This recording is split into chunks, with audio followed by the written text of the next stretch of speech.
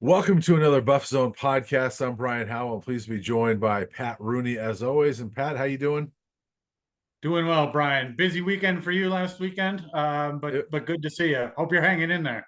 I am, and a busy one coming up this weekend. I moved my daughter out to Utah State, so sorry, Buff fans, but I'm now a Utah State fan, and I can wear that because I don't cover Utah State, and the Buffs don't play them, so I'll wear that every now and then. But yeah, I'm helping my son move out to Tennessee this weekend after the Buffs game on Thursday. But for now, for our purposes, Pat, we've got to talk about a game, and we finally get to talk about a game as opposed to just off season and drama and Paris fashion shows and whatever kind of crap is going on. So we get to talk about a football game, and I'm excited about it. I'm glad there's a game this week.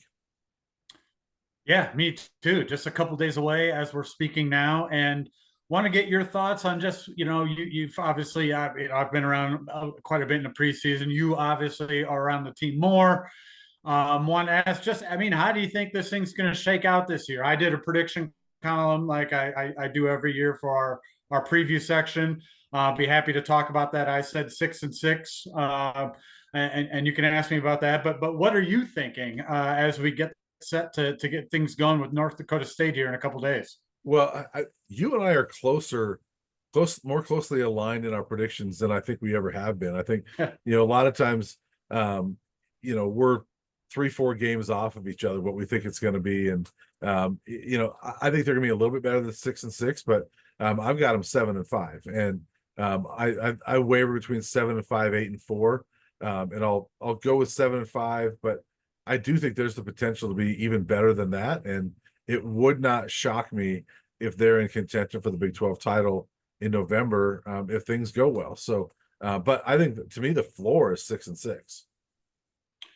See, and again, a lot of what I'm saying now is kind of rehashing what I wrote in the column, but I felt like for the first time, and I think I mentioned this on our little podcast last week, the first time doing this, I feel like the potential floor and the potential ceiling, like the gap between them, is larger than any team I remember kind of writing about here in Boulder since we've been doing this together. I wouldn't be so totally shocked if some wheels fell off, if a key injury here and there, makes it similar to last year at 4-8. On the other hand, I could see all the pieces coming together, and there's certainly talent at key positions, and guys stay healthy, and both sides of the line play well, making that run at 8-4, like you mentioned. But I took the middle ground, I guess, for two reasons. One, to me, there's just way too many what ifs for me to be comfortable with going with the top end of that, the 8-4 kind of area. Is the line going to play well? Is someone going to step up in the backfield? Is the defensive line going to are they going to be able to stop people consistently? And then where do the special teams fall in? They weren't bad on special teams last year. Their punter, obviously, Mark Vassar, they're just excellent, but they also didn't change a lot of games, especially the special teams were just kind of there, but can they Yeah. make an impact this year or swing games one way or the other? There's what ifs with the coaching staff and huge turnover there. So, but on the other hand, not going forward, I do think it's a more talented team. You have to like the array of skill position players on both sides of the ball. So that's kind of the pro and con of why I took the middle ground between what I think is a kind of wide disparity in that possible floor and ceiling. Yeah. I would say I'll disagree with you with something on the special teams is I think they were in game-changing mode, but the defense wasn't good enough to back that up. I mean, I think there were so many times that Mark Vassett, pinned teams down deep, and then the defense That's would give true. up a 90-yard drive. And so I do think, and I think to your point, I mean, it's not like the kicking game. They weren't like hitting. Mata did hit a game-winning field goal at Arizona State, but it's not like they were hitting game-winning field goals all year. But I do think, unfortunately, last year, I think their defense kind of ruined, kind of limited. I don't know, ruined is a hard word, but like kind of limited what Mark Vassett his value to this team because they coughed up some golden opportunities that he gave them. So to me, I would be shocked if they're a losing team this year, Yeah. just because I look at them last year, like I think they should have been in a bowl game last year with a bad offensive line and a bad defense, and I think they're improved. I do have question marks about the offensive line, but I think the defensive line is really good. I think the secondary is really good. I think they're going to be a much better defense, and uh, you know, I mentioned this to Matt Smith, who is also a Bears fan like you are, so I can use this reference, but I don't think they're going to be the 85 Bears, and that's what everybody compares all defenses to, is the 85 Bears. They're not going to be And that, in my rightfully opinion. so. Rightfully so. It's either that or the 2000 Ravens, right? Like those are the two that get talked about, but I don't think they're that. But they gave up 35 points a game last year. I don't think they're going to do that. I think they're, if you cut a touchdown off of that, and it's 28 points a game, then I think that's a pretty significant improvement with the offense you have. So I think they're going to be a defense that can help them win football games. I think the special teams can help them too. I think with the special teams, and you were spot on with how some of that field position game kind of got botched by the defense, just kind of giving it back right Yeah. away on several occasions. Knowing that Stanford game was one of them. I kept waiting. I wrote about this just a little bit earlier this week in the three extra point columns. I kept waiting for more explosive plays, I guess, in the return game.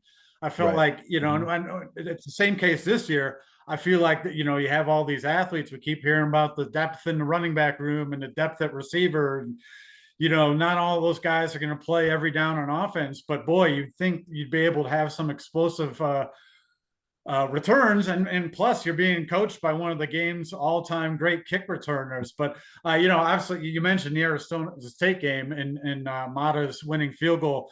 There also was a huge punt return in that game by Xavier Weaver, probably the one time last year where a big return made a difference in a game. Again, I kind of feel like this team should be able to do that this year, but I felt like that last year, and it never really happened. Yeah, and I think Dylan Edwards had a kickoff return that was called back against Utah. Yeah. So there was that. But well, I will say one thing on the kickoffs was that, and Coach Prime mentioned this last year. He goes, why is it that every other team can kick the ball out of the end zone for touchbacks except for us? There wasn't a whole lot of kick return opportunities I mean, that's last true. year. It's different. I mean, in today's game, there's not as many, especially on the Yeah. kickoff returns. But Yeah. again, with these athletes and this coach, I just felt like we'd see more there. Yeah, and I agree with you, and I do think they're probably more equipped to do that this year, because I mean LeJohntay Wester, and we'll see if they put him back there, but he was an All-American punt returner last year. Yeah. So we'll see. I've heard some people say, "Well, I don't want to put him back there because he's too valuable at receiver." Well, he could be really valuable as a punt returner too. So I would like to see some of that as well. So I think there's potential. I don't know if the sky is the limit for this team. The sky would be going to the college football playoff, but honestly, I mean, if you win the sky is winning it, right? Winning the college football playoff. But I certainly think if things go well, Pat, if this offensive line is as good as they say, or they think that they can be, I think Shador is going to be phenomenal this year. Yeah. And if the defense is much improved, I think this is a team that can absolutely compete for the Big 12 title. And there's a lot of ifs in there, right? But if those things happen, I think they can do it and compete for that. But to me, the floor is definitely a bowl game, and I think I'll be covering a bowl game in December, but I don't know, but that's what I think. Well, we'll see if it comes to fruition, and obviously things get going on Thursday night against North Dakota State. Let's look a little bit more just at this matchup, and what do you, I guess, want to look for the most on Thursday night? For me, it's the O line. I'll talk about that in a second. But for you, where do you want to see? What are some of the question marks that you want maybe to have started answer? I don't know if one game will answer everything, but what do you kind of you personally want to look out for against North Dakota State? Yeah, and first off, I'll say I agree with you on the O line, although I think that they've got bigger tests ahead that'll tell us more about that group. Although if they're bad on Thursday, that's going to tell us a lot. But to me, the biggest thing is I want to see how this defense stops the run, because we know that North Dakota State wants to run the football. That's what they do. They run it with their quarterbacks a lot. They've got a quarterback that is kind of like a Taysom Hill type, but also their starting quarterback runs the ball a lot, and they got good running backs. So I want to see this defense stop the run. And I just think the matchup sets up well for CU, that they can stop this team because I think their secondary is up to the task. And North Dakota State does not have game-breaking receivers, and so you can put your corners on an island a little bit and work on stopping the run. I think if they give up a ton of yards on the ground, I'll be a little concerned this week. So that's the number one thing I want to see. It's interesting you say that. This game, I mentioned the offensive line, but just the way North Dakota State plays, you feel like maybe it's a better litmus test for that defensive front than it is for the offensive front, right? If Yeah, the offensive front, protects Shador Sanders, they put up a lot of points. They've done what they're supposed to do, right? And then we'll really see where they're at against Nebraska. yeah. But if they struggle against North Dakota State, that's going to be pretty alarming. Mhm. So to your point, yeah, I can see that. Is North Dakota State some of the rushing attacks they're going to see later in the Big 12? No, but it's maybe closer to that than what the offensive line is going to have to deal with. It's a Yeah. tough physical rushing attack that North Dakota State's going to bring in here. And if CU can out tough them and out physical them, that's certainly a good sign because they didn't really do that with anyone last year.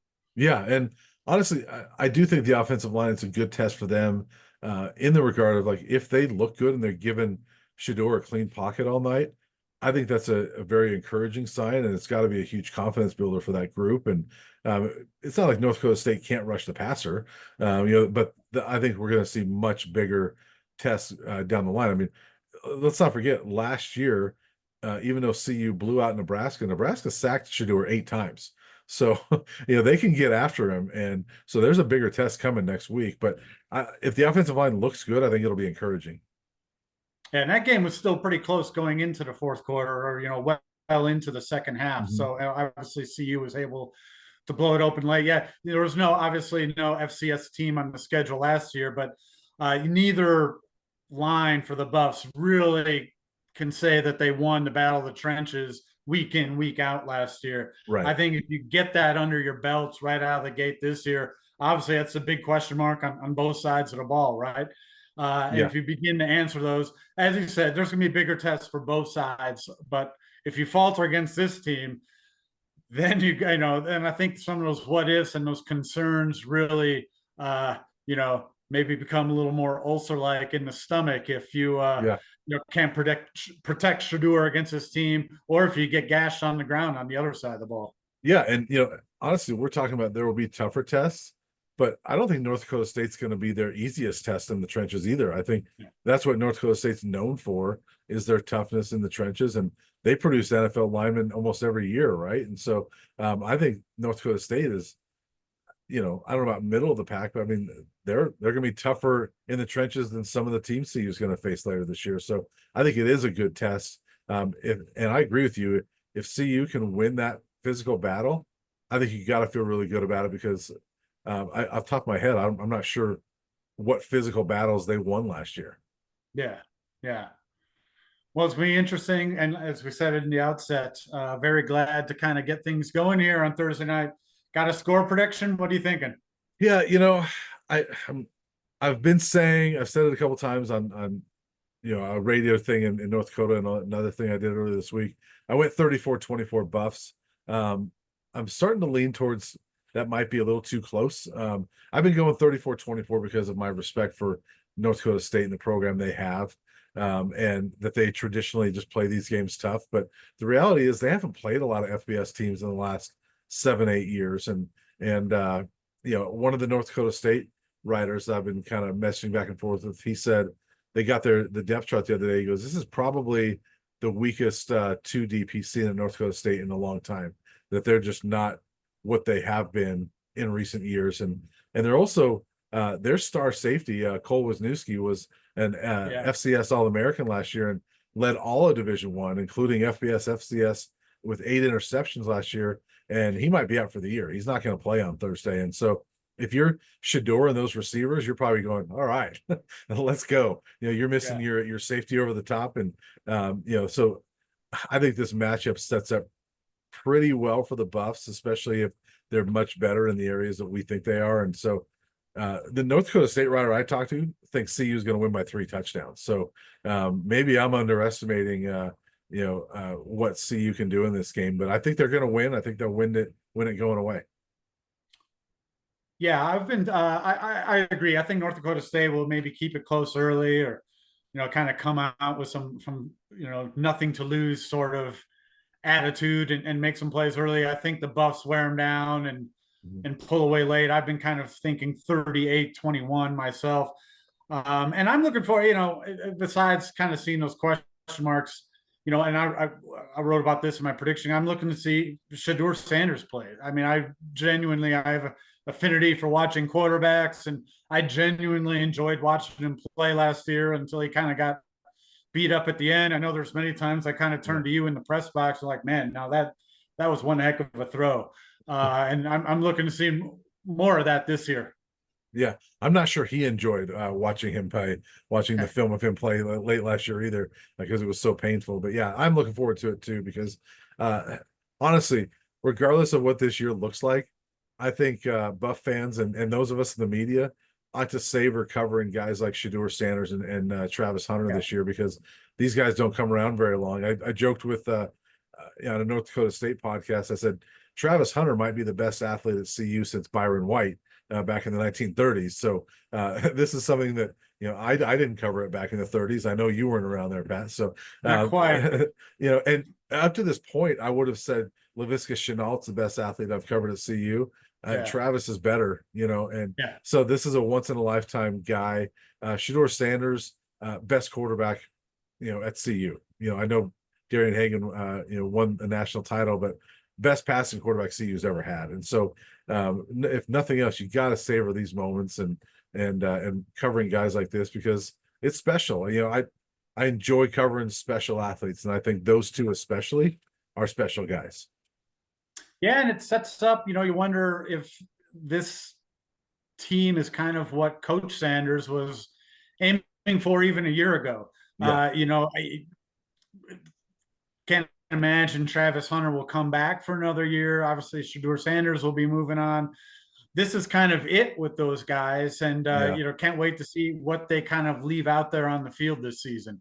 Yeah, and it starts on Thursday, and I think that's why people are so excited, because last year the first game was on the road, obviously, and the fans had to wait a little bit, but now they get one at home, and then they go on the road for a couple of weeks. But at least that first one's at home. I think fans are excited. I'm excited to be out there for a game, and looking forward to Thursday. Absolutely, me as well. A couple things to touch on real quick. Everyone's out of town this weekend, but volleyball gets it going this weekend with their first regular season matches.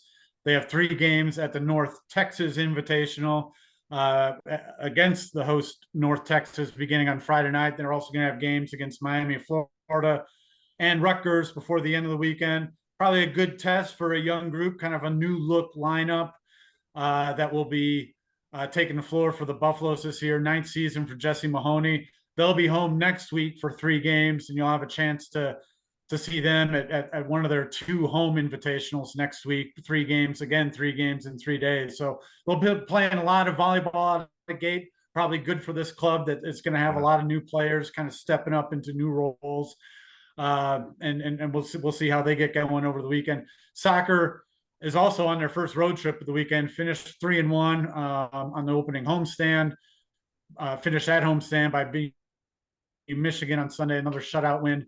And first road trip this season, going out east, UNC Greensboro, and then again against North Carolina State on Sunday. And cross country gets going this weekend, hosting Rocky Mountain Shootout. Not a huge meet for this team. I'll have a story kind of updating the status of cross country a little bit later in the week here.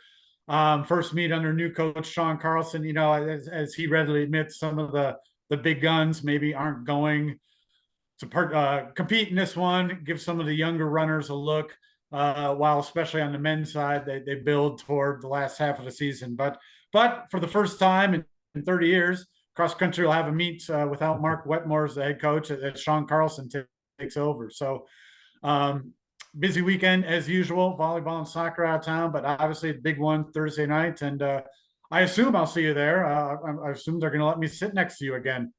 Yeah, well, I hope not, but no, I do plan on being there, and I assume I'll sit next to you as well. So we'll see on Thursday night, and we'll see how our predictions go. We'll see how this team looks. Looking forward to, one thing I said in that prediction column, just to wrap it up here, is that, especially in college football, and especially with this team, it was kind of the same last year with so much turnover. We're giving our best guesses, our best educated guesses, haven't done this for a long time, but you don't really know. You don't really know what's going to happen until they get out there and play the games and you see some of these guys in action. So we finally get to look at that on Thursday night. Yeah, I'm looking forward to it. And Pat, we'll see you there. I'll see you there. As always, folks, thanks for listening or watching.